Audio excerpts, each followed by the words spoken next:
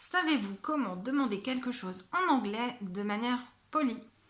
Je vous présente dans cette vidéo 3 expressions très anglophones mais très peu utilisées par les Français. Alors si vous souhaitez passer votre anglais à un niveau supérieur, voici cette vidéo. Première expression. Would you mind plus verb ing? Would you mind doing this for me? Voici une expression très anglophone que vous pouvez utiliser dès que vous souhaitez demander quelque chose en anglais de manière polie. Imaginons que vous êtes en salle de réunion où il commence à faire chaud et vous souhaitez ouvrir la fenêtre. Vous vous adressez à une personne qui se trouve à proximité de cette fenêtre et vous lui demandez de manière polie, mais parce que vous savez également que vous allez la déranger, l'expression suivante. Would you mind opening the window? Would you mind opening the window? Voilà, dès que vous avez quelque chose à demander à quelqu'un en anglais, mais que vous savez que vous allez devoir la déranger, n'hésitez pas à utiliser cette structure tellement anglophone. Un autre exemple, vous souhaitez faire patienter un client quelques instants avant son rendez-vous. Would you mind waiting a moment? Would you mind waiting a moment?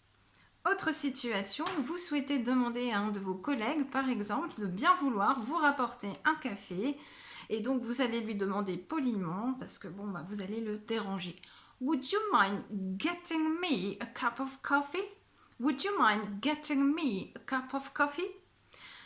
Vous voyez, c'est vraiment très simple. Would you mind plus verb ing. Would you mind doing this for me? À votre tour maintenant d'utiliser cette expression en contexte afin de la mémoriser définitivement. Expression numéro 2. I was wondering if you could plus verb. I was wondering if you could help me moving out. Imaginez, vous êtes à un dîner avec des amis et vous venez de leur expliquer que vous allez déménager. Et vous en profitez pour leur demander si ça ne les dérangerait pas de vous aider. Donc voici une expression parfaite encore une fois pour leur demander de l'aide. I was wondering if you could help me moving out. Voilà, très facile, très anglophone, vous passez votre anglais à un niveau supérieur. Au lieu d'utiliser Can you help me, que vous pouvez utiliser, aucun souci, ça c'est très bien, vous pouvez désormais également utiliser I was wondering if you could help me. Une autre situation, imaginons que vous souhaitez vous rendre à l'aéroport mais vous ne souhaitez pas prendre votre voiture et donc vous demandez à un voisin de bien vouloir vous accompagner. I was wondering if you could take me to the airport. I was wondering if you could take me to the airport. Une autre situation, vous souhaitez demander un conseil à un ami qui est expert dans son domaine. Vous lui posez la question I was wondering if you could give me some advice. I was wondering if you could give me some advice. Voilà, encore une expression qui vous permet de passer votre anglais au niveau supérieur. À votre tour, désormais, c'est à vous de trouver une situation en contexte afin de mémoriser très rapidement cette nouvelle expression. Troisième expression. Would it be possible for you to plus verb? Would it be possible for you to help me? Voici la troisième expression très anglophone. Imaginez, vous êtes en réunion et un de vos collaborateurs vous parle d'un fichier, d'un document que vous n'avez pas en votre possession et vous lui demandez de bien vouloir vous l'envoyer. Would it be possible for you to send me the file?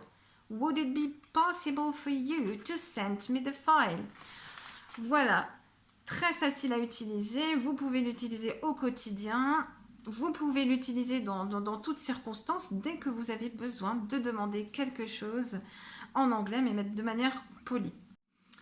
À vous désormais de trouver un contexte et d'utiliser une situation dans laquelle vous allez pouvoir utiliser ces expressions. Voilà, vous avez mémorisé 3 structures complètes que vous pouvez utiliser dès que vous vous retrouvez en conversation pour demander quelque chose en anglais de manière polie. Mais surtout, vous vous êtes totalement libéré de la traduction mot à mot. À aucun moment on a réfléchi à quel temps utiliser, quelle structure grammaticale utiliser. Non seulement votre anglais est devenu beaucoup plus anglophone, beaucoup plus authentique, mais surtout vous vous libérez de cette traduction mot à mot en anglais. Alors tout simplement les mémoriser rapidement.